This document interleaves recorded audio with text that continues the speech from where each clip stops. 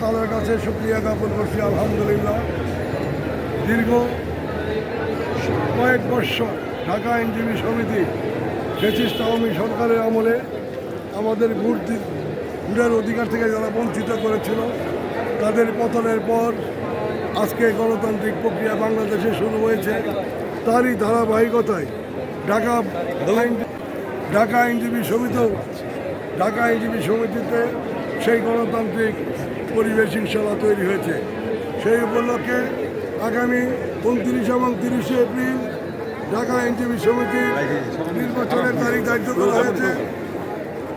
উক্ত নির্বাচনে বাংলাদেশ জাতীয়তাবাদী আইনজীবী ফোরামের পক্ষ থেকে সভাপতি পদে নির্বাচন করার জন্য আমি আজকের এই নমিনেশন ফর্ম সংগ্রহ করলাম দলীয় ফোরামের নেতৃবৃন্দের কাছ থেকে।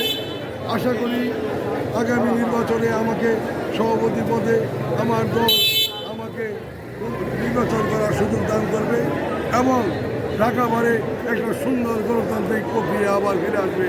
আবার সবাই ভোটের অধিকার ফিরে পাবে এবং ভোট দেবে। এবং ওই নির্বাচনে আমি মহান আল্লাহর কাছে আমি সাহায্য প্রার্থনা করছি, আল্লাহ যেন আমাকে কামিয়াব করে।